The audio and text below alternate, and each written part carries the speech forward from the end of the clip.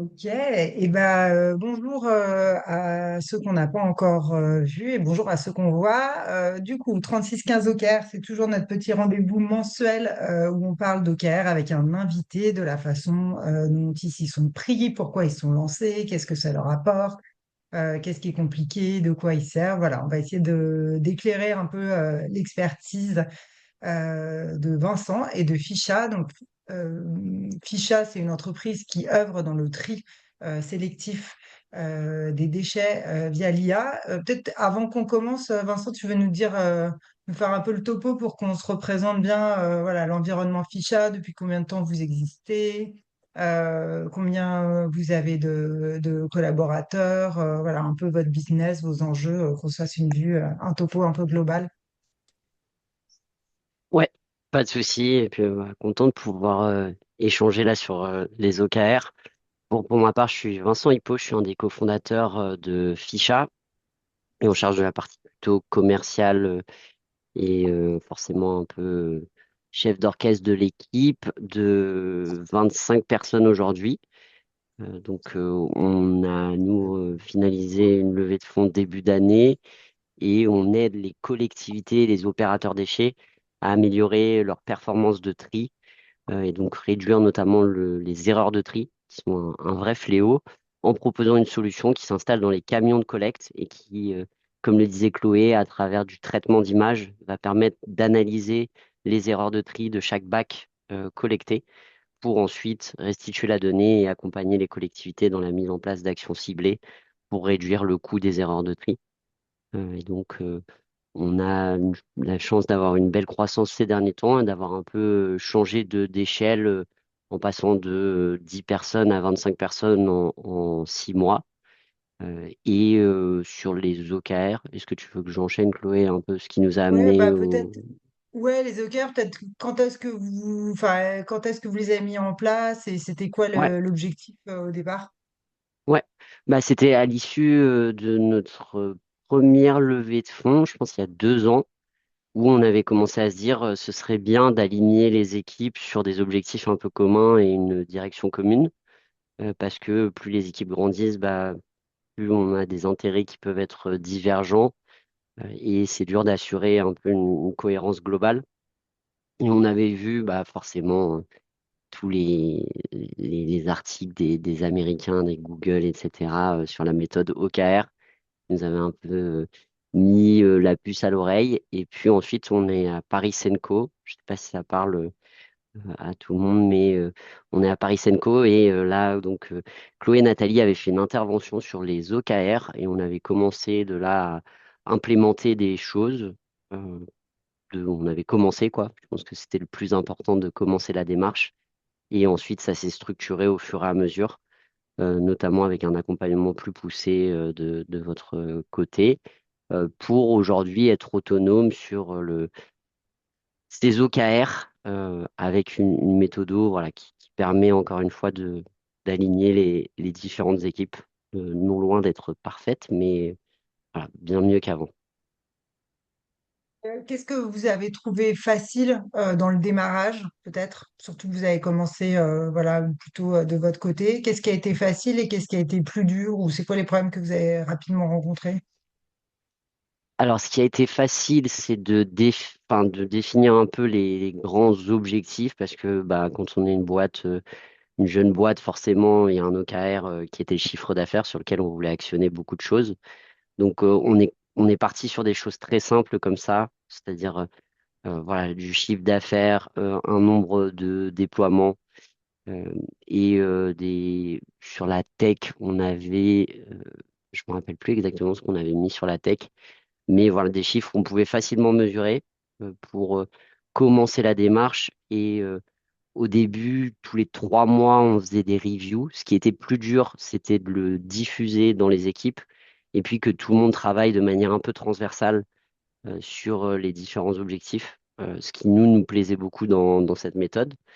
Et après, bah, c'est des choses qu'on a réussi à faire au fur et à mesure en ayant des objectifs qui soient plus transversaux, en ayant des objectifs qui soient peut-être un peu plus spécifiques aussi sur certains aspects, c'est-à-dire vraiment des paris sur bon, le chiffre d'affaires, ok, mais on va vouloir le développer en signant 15 nouvelles collectivités ou alors en contactant tant de personnes. D'avoir des sous-objectifs aussi un peu qui permettaient d'aligner les équipes. Mais c'est ça la plus grande difficulté. Et puis après, de prendre le temps de le faire, quoi. Parce que bah, quand on était en période, enfin, on est toujours un peu d'ailleurs, mais en période de forte croissance, bah forcément, tous les enjeux opérationnels prennent le dessus et donc on a peut-être moins le temps de se synchroniser sur où on en est, qu'est-ce qu'on doit faire et on exécute un peu la tête dans le guidon. Il y a toujours ce risque, même enfin, maintenant que ça fait 2 ans, de perdre le fil, donc on essaye d'être vigilant là-dessus. Et du coup, peut-être pour qu'on se représente bien. Alors, ouais, c'est ça. Merci Nathalie. J'allais dire, vous pouvez poser vos questions. Là, on n'est pas si nombreux, donc vous pouvez soit les mettre dans le chat, soit sinon vous pouvez enlever votre micro. Peut-être juste pour qu'on se représente, Vincent, comment vous les définissez vos OKR? C'est qui s'en occupe et comment vous les suivez ensuite? Voilà, pour qu'on se représente un peu comment ça se passe chez vous.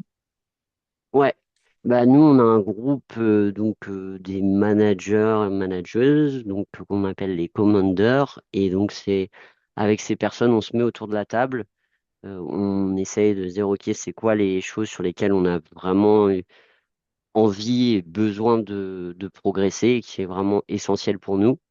On en discute, on pose ensuite les grands objectifs qu'on essaie de regrouper sous des grandes catégories. Et ensuite, de ces grandes catégories, qui sont un peu le marketing, on va dire, pour les équipes, dire un produit performant et ready to scale, avec l'explication de cet objectif. Et ensuite, on va définir des choses. Donc, pour avoir un produit qui soit performant et ready to scale, il faut qu'on baisse de temps le nombre de maintenances qu'on peut avoir sur nos capteurs. Il faut que on améliore l'installation. Enfin, voilà. On va ensuite le décliner en fait en des petits sous-objectifs. Je sais pas si on peut les appeler comme ça, mais qui résultent en fait, ni plus ni moins. Alors, on a une question de Natacha quel outil utilisez-vous pour formaliser ces objectifs? Comment et à quelle fréquence faites-vous un update à l'ensemble de l'équipe? Alors, on a utilisé Notion, donc qui était pour nous l'outil le plus facile. Je peux partager mon écran pour rendre les choses d'autant plus concrètes. Hop, hop. Donc, une fois qu'on a fait ces grands objectifs, en fait, on va les regrouper. Donc ça, c'est notre CTO qui a fait ça, qui maîtrise très très bien Notion.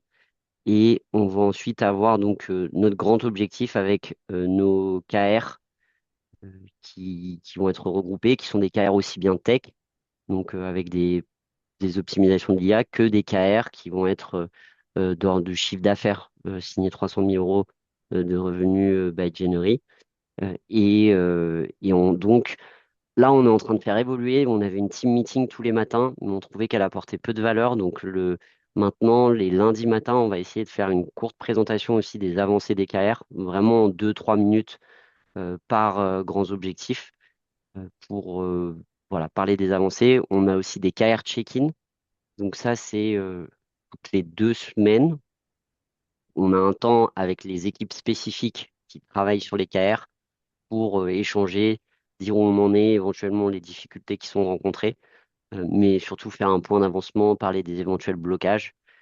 Et on a une fin de cycle où en fait on se réunit tous et toutes et on va bah, tout simplement faire un point avec 4 grandes questions, 4 ou 5, je sais plus, mais qui vont dire bah voilà ce qui s'est bien passé, les challenges, ce qui s'est moins bien passé et les besoins d'amélioration qui ont été détectés pendant ce trimestre, quoi. Donc, voilà un peu les différents rituels qu'on a pu mettre en place. Et après, on les suit pour continuer sur les outils peut-être. On les suit notamment. Donc là, j'ai vu hop, tac, si on va dans ce KR, En fait, on a des checkpoints. Donc, c'est dans ces checkpoints, dans les checkpoints, on vient restituer les avancées. Donc, dans une meeting qui dure, l'objectif, c'est qu'elle dure 30 minutes toutes les 2 semaines et où on va mettre les choses qui se sont bien passées et les choses qui se sont moins bien passées et les red flags. C'est-à-dire vraiment là ce qui bloque vraiment. Et l'objectif, c'est d'appuyer, enfin, c'est de pouvoir en discuter avec l'équipe et voir si on doit réévaluer des choses euh, et voilà, c'est vraiment de la synchro. Donc on a les checkpoints et après on a l'action plan ici avec bon bah là c'est des features donc avec tous les feedbacks, toutes les user stories qu'on peut avoir à faire, les explications du pourquoi, du comment, le scope, les ressources qu'on va avoir. Donc ça on présente le KR aux équipes du KR en début de d'OKR. Voilà. Bon, des choses peut-être un peu plus confidentielles.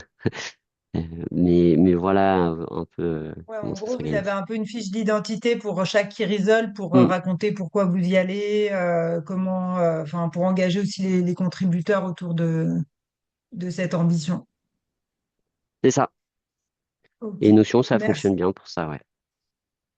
Franchement. Et il y a une question de Jérôme qui dit, je pense que c'est cette partie déclinaison qui me semble très dure. Est-ce que Jérôme, tu peux peut-être préciser juste un peu ta question sur la partie de déclinaison? C'est la déclinaison à partir des objectifs de passer au key result ou tu penses à Ouais. autre chose? Je me permets de le faire à l'oral, ce sera plus simple. Ouais. Je pense que c'est aussi le cas où nous on est, c'est la mise en place d'objectifs qui soient très génériques, pas forcément péjoratifs quand je dis génériques, mais qui sont très génériques au niveau de l'équipe et transversales au niveau de toutes les équipes.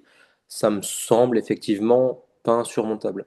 Par contre, une fois qu'on a ces objectifs assez génériques, de pouvoir les décliner pour correspondre au mieux à chacune des sous-équipes, là, ça me semble plus complexe. C'est comment exactement créer un OKR qui va jouer sur le chiffre d'affaires et donner cet objectif spécifiquement à l'équipe dev.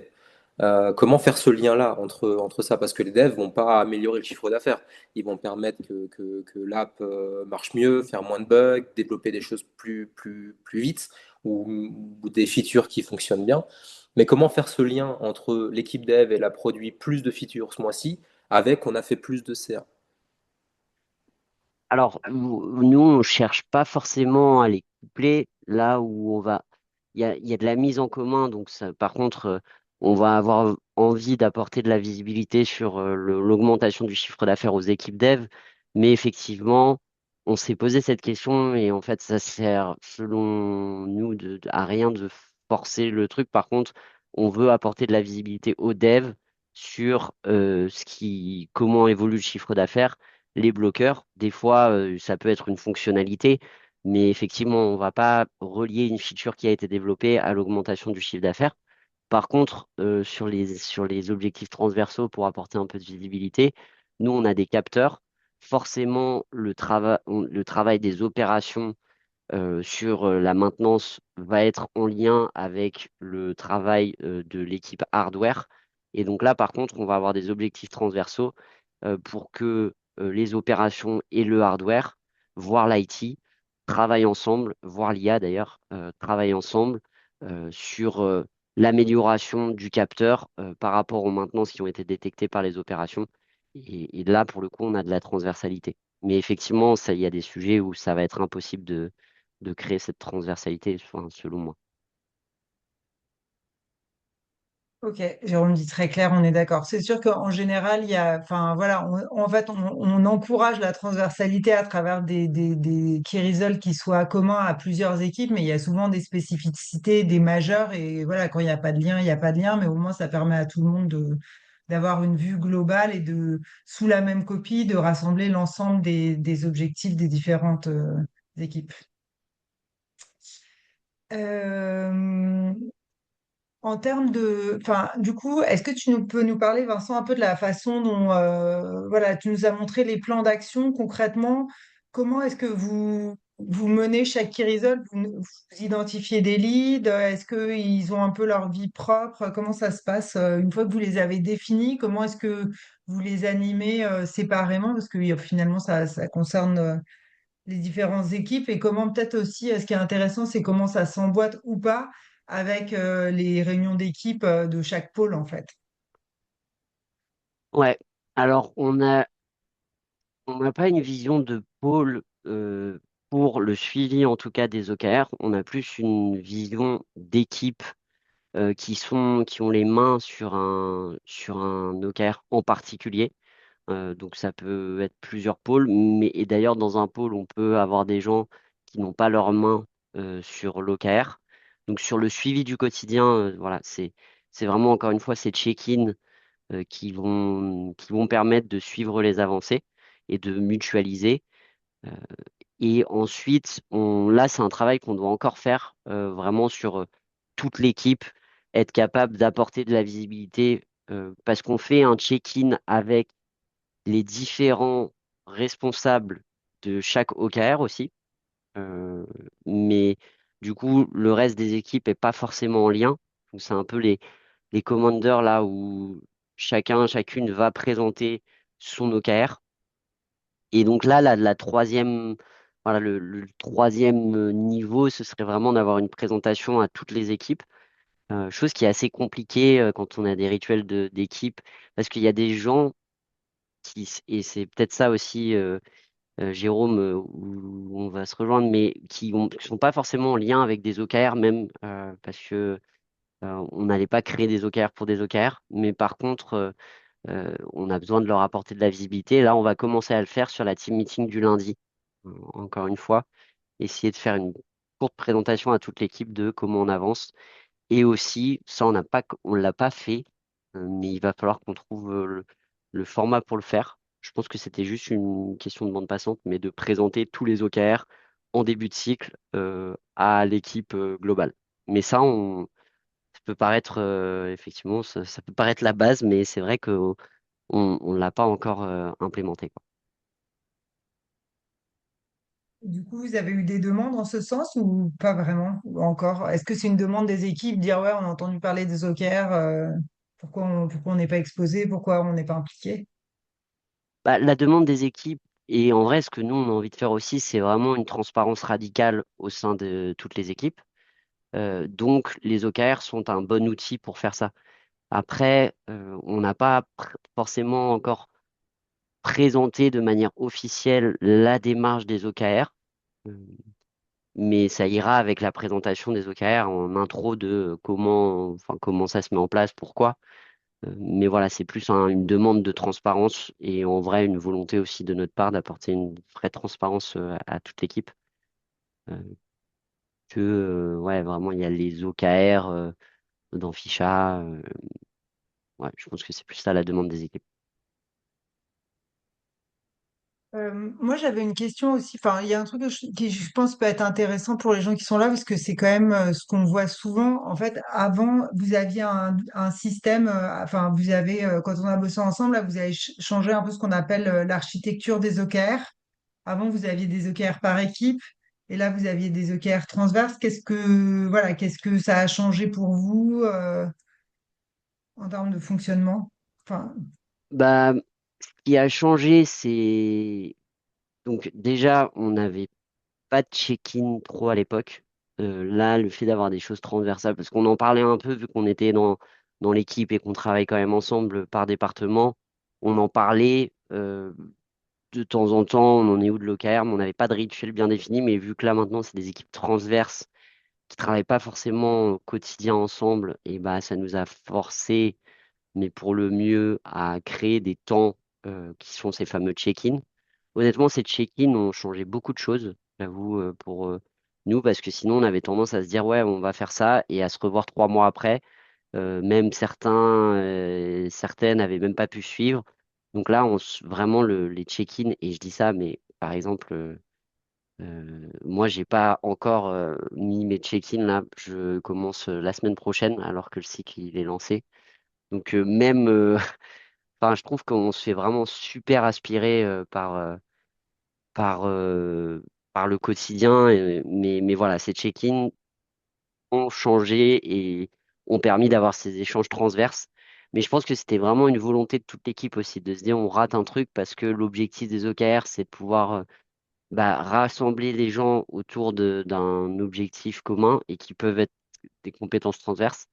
Donc ça a vraiment changé de pouvoir mutualiser aussi des retours, d'avoir des retours pas seulement avec une vision business, et c'est peut-être pas le bon exemple, mais la vision juste opération, mais aussi la vision hardware du problème, la vision IA, la vision IT. Et du coup, ça a permis d'ouvrir les chakras et puis de consolider un esprit d'équipe. Voilà, on est tous ensemble dans le même objectif et qu'on sorte un peu de nos carcans, de nos intérêts personnels à l'échelle de nos pôles. Ça a pas mal changé aussi. Ok, chouette en termes d'état d'esprit. Nathalie, tu avais une question?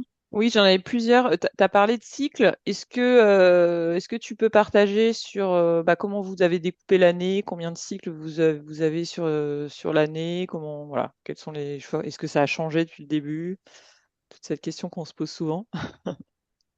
Bah, alors là, pour le coup, on est parti sur du très classique, trimestriel. Voilà, trimestriel avec des check-ins toutes les 2 semaines et des check-ins entre différents honneurs des OKR toutes les 2 semaines aussi. Ok. Et vous avez votre phase d'intercycle, elle dure combien de temps à peu près? Ah, ça, c'est une bonne question. Euh, Elle dure, elle a duré là un peu. Enfin, la période d'octobre était, on avait pas mal recruté, on avait plein de sujets. Donc, elle a pris plus de temps. On avait fini les OKR en, en septembre. Attends, septembre, octobre. Non. Attends, qu'est-ce qu'on a fait? Fin septembre, ouais, c'est ça. Fin septembre.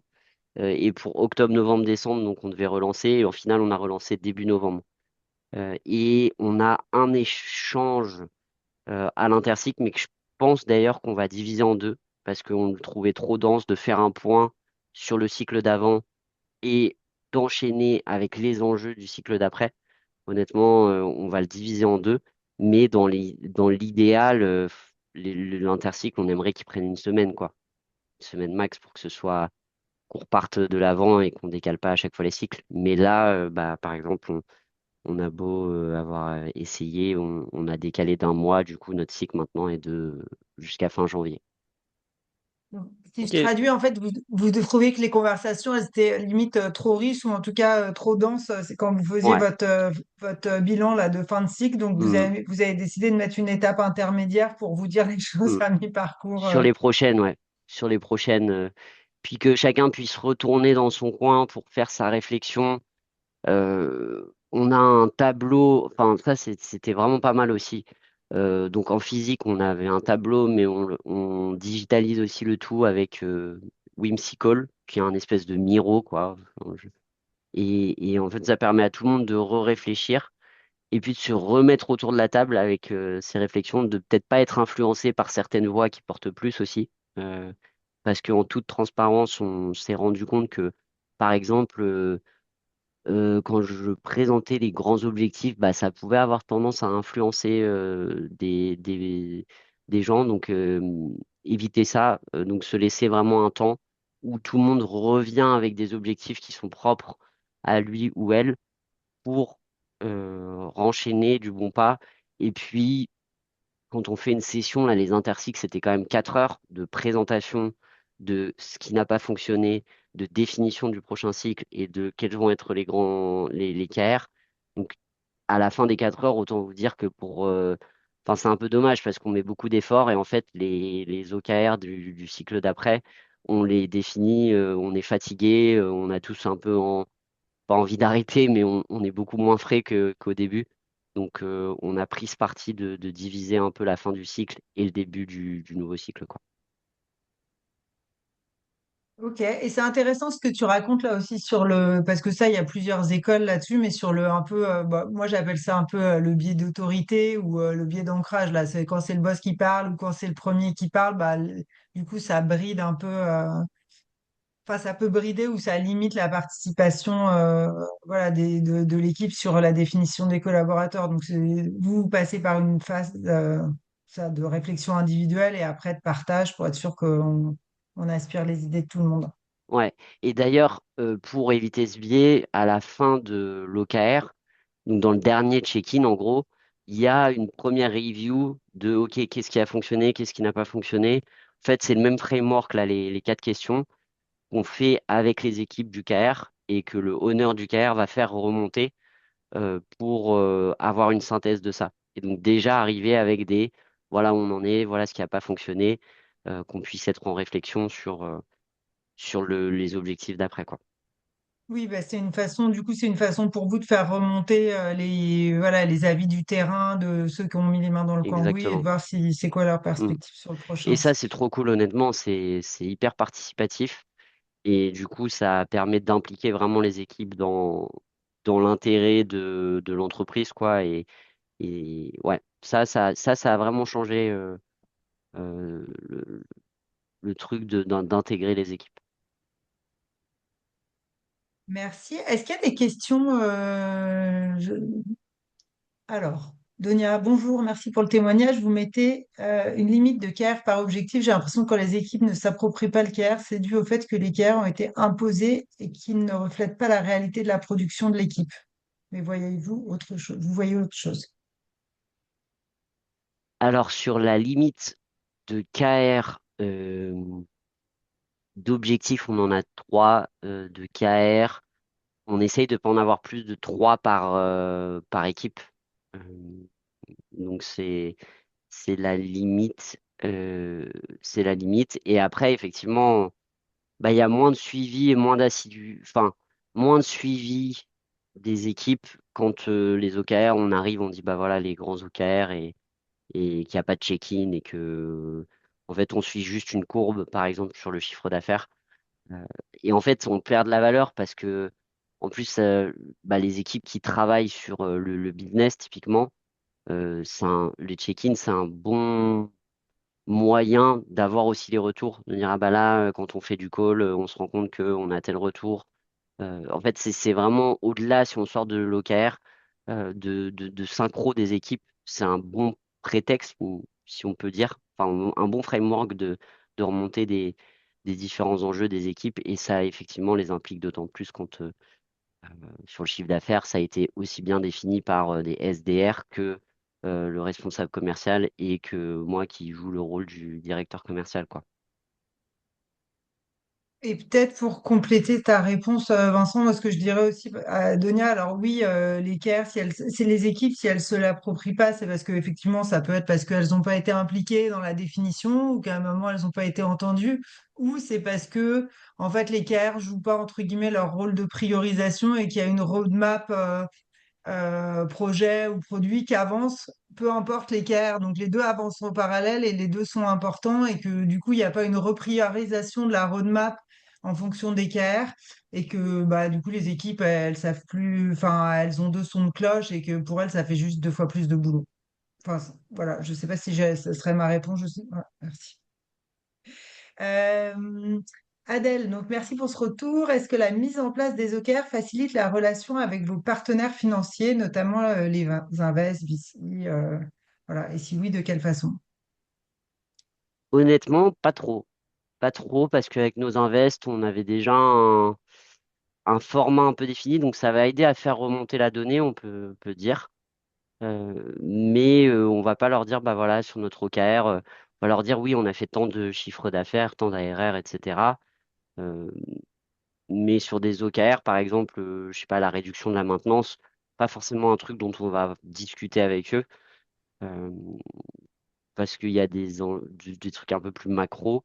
Donc j'aurais tendance à dire que pas trop. Après, pour vendre euh, la maturité sur une levée ou autre, dire on a des OKR, ça permet d'aligner l'équipe, etc. Quand même un discours qui passe toujours bien, mais je dirais que c'est plus de l'ordre du discours que vraiment un truc où on rentre dans le concret et, et on leur présente les OKR. De notre côté, hein, bien sûr. Oui, alors, enfin, encore une fois, Nathalie, peut-être tu auras aussi d'autres sons de cloche. Nous, ce qu'on voit quand même, c'est que, en fait, ça dépend aussi à quelle phase en est le projet, mais c'est sûr que ça démontre une certaine maturité dans la capacité à prioriser, à structurer la production. Voilà, ça peut avoir des avantages différents en fonction de la taille de la boîte. mais ça démontre toujours en tout cas enfin, voilà, une volonté de faire remonter la donnée, de suivre, de garder un historique. Enfin, je pense que ça nuit pas, au contraire, ça Non. témoigne voilà, d'une certaine rigueur. Et je pense que ça peut être utilisé au fur et à mesure que on s'approprie les OKR et qu'on est plus conscient de ce que ça apporte comme bénéfice, ce qui n'est pas toujours le cas au début.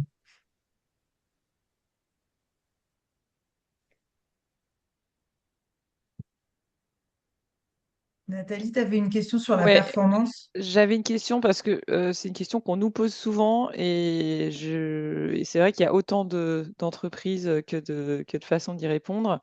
Dans quelle mesure il y a eu une volonté d'associer à un moment une contribution ou des résultats d'OKR avec les performances d'équipe ou individuelles et comment ça fonctionne est-ce qu'il y a un lien chez vous là-dessus ou est-ce que en fait les OKR vous les sortez, vous avez un autre modèle voilà, comment vous gérez ça? Sachant qu'on est à un moment où on dit bah ça c'est le truc le plus important qu'on doit mener sur cette période. Donc, on va aller chercher à mobiliser les personnes et mobiliser aussi leur engagement. Comment vous gérez ce sujet-là chez vous? Alors, donc, si la question c'est est-ce qu'il y a des primes, par exemple, qui peuvent être ajoutées ou même dans la manière de faire les primes, nous, on n'est vraiment pas bon là-dessus. Enfin, et puis, c'est pas trop notre culture d'entreprise d'aller incentiver au résultat. On essaye de bien payer nos équipes et voilà, d'avoir des objectifs qui soient clairs, mais pas forcément d'incentiver l'objectif. Donc on va pas sur ce genre de choses euh, parce que dans notre culture d'entreprise, on n'est pas vraiment comme ça. Et, et donc ouais, non, nous pour le coup, il n'y a pas forcément d'incentive derrière ou de système de bonus, etc. Il y a Merci. une question. Ouais.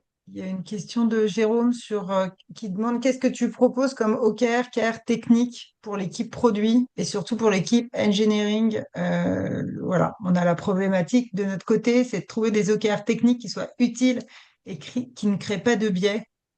Si on donne le nombre de pillards, les devs vont simplement découper souvent leurs pillards en deux parties, ou si on met le nombre de commits, c'est le nombre de commits qui vont exagérer. C'est le nombre de features.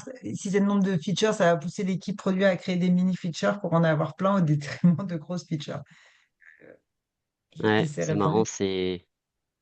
c'est exactement bah, nos problématiques aussi. En fait, ce qu'on fait, nous, c'est que vraiment, on a un backlog qui est quand même assez fourni. Mais on définit de manière un peu bête et méchante je crois que c'est 7 features qu'on veut voir développer à la fin du trimestre.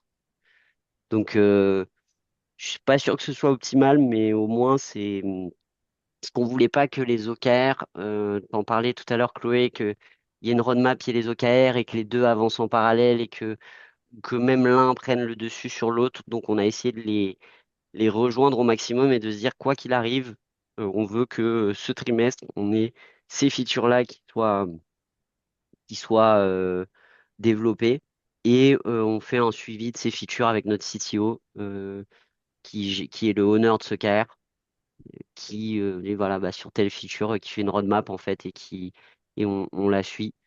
Euh, Donc c'est pas une réponse miracle, hein, mais je pense qu'à l'avenir, on aimerait peut-être regarder le nombre de points qui ont été faits, le nombre de, voilà, la célérité, des choses comme ça. Mais pour l'instant, on a essayé de partir simple et donc de se dire, voilà, les grosses features qu'on voudra.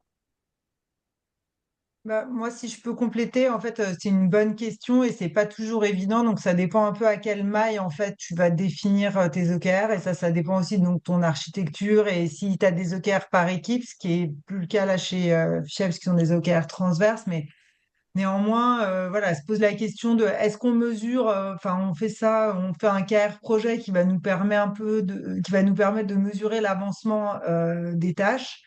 Et donc là, bah, on regarde où est-ce qu'on essaye de trouver des impacts qui soient plus orientés outcome, mais à ce moment-là, bah, ça pose la question de c'est quoi un bon outcome. Souvent, dans les équipes techniques, en fait, le regard, c'est beaucoup d'impact interne et il y a peu d'impact externe.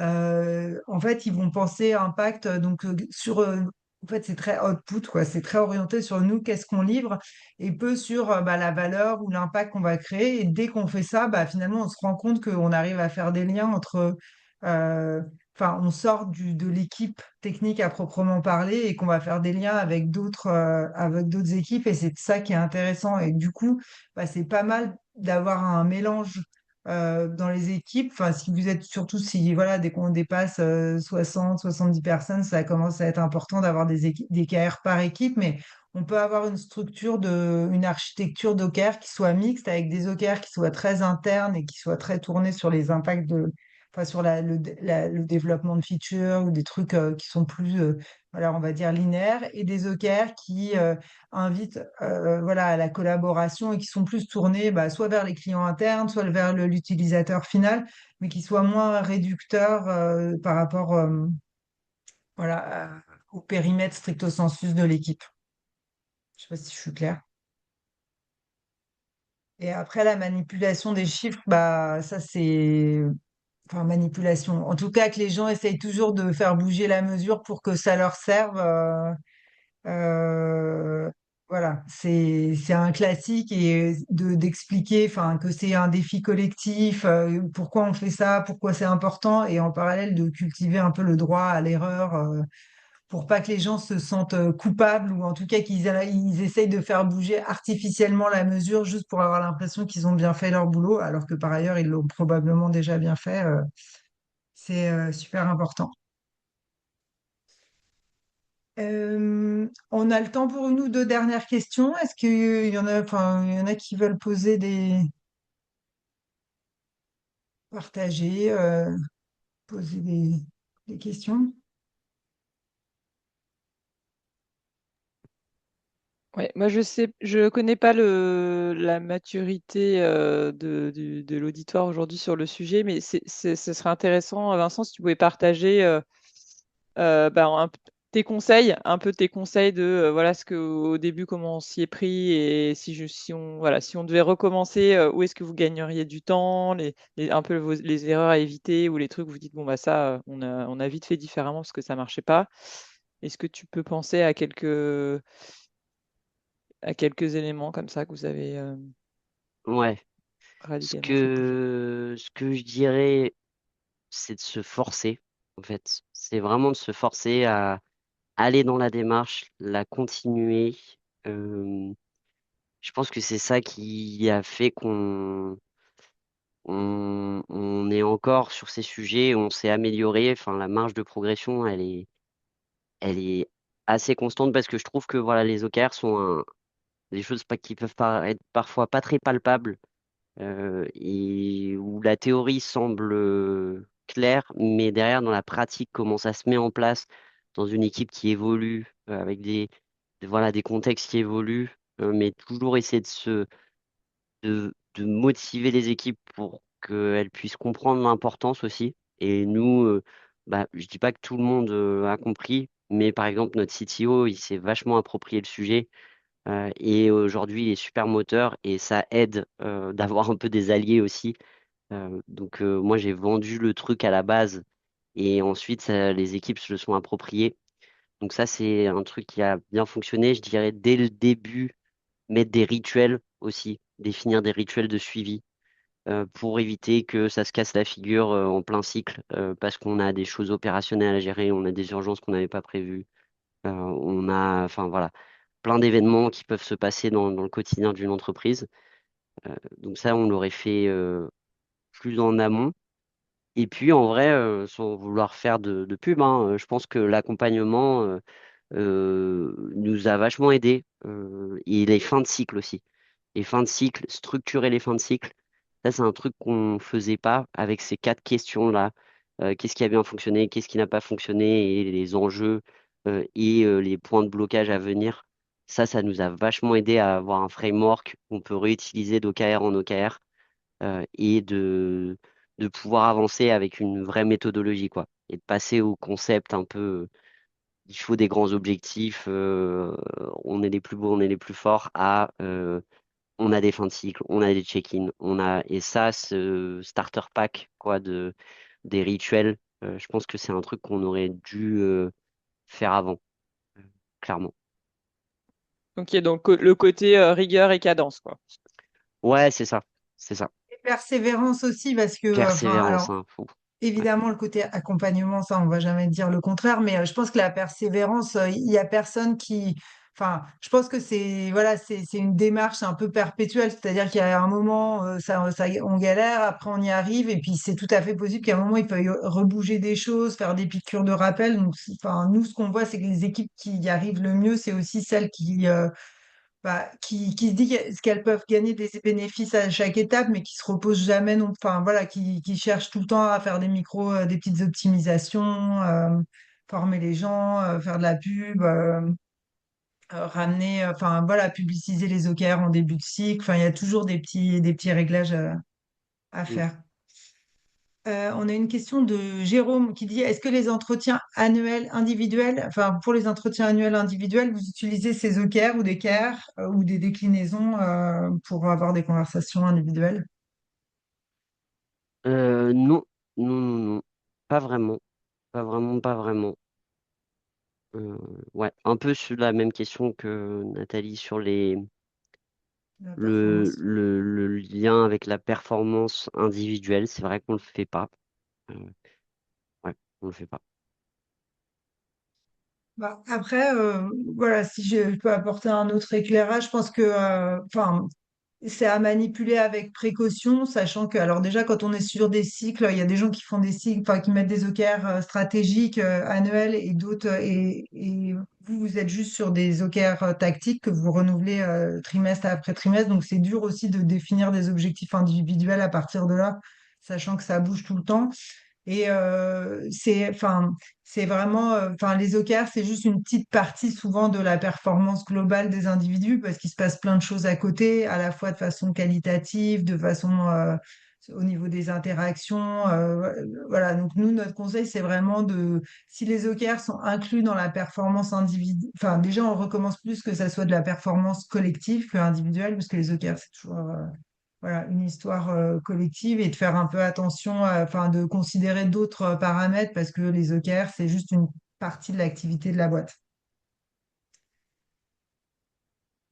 Je vois qu'il est 45. S'il y a une dernière question, on la prend. Et voilà. Et sinon, on va vous souhaiter à tous des belles fêtes. Est-ce qu'il y a une dernière question? Martin, as-tu fini ton jogging? Oui, je l'ai fini, Euh, ouais. bon, parfait. Est-ce que tu avais une question ou pas? Maintenant que tu as retrouvé ton souffle. Non, moi, je trouvais ça très intéressant. Et en fait, bon, ça me fait réfléchir beaucoup, mais j'ai rien de clair à poser, quoi. Mais merci beaucoup, en tout cas. Parfait. Donia, Basile, c'est bon pour vous aussi? Yes, merci beaucoup. C'est parfait, merci beaucoup. Super. Eh ben, merci Vincent, merci à tous et puis bonne dernière ligne droite jusqu'aux fêtes. Merci. Bonne fête à toutes et Au à revoir. tous. Merci, Merci. bonne fête, Bonne salut. fête. Salut.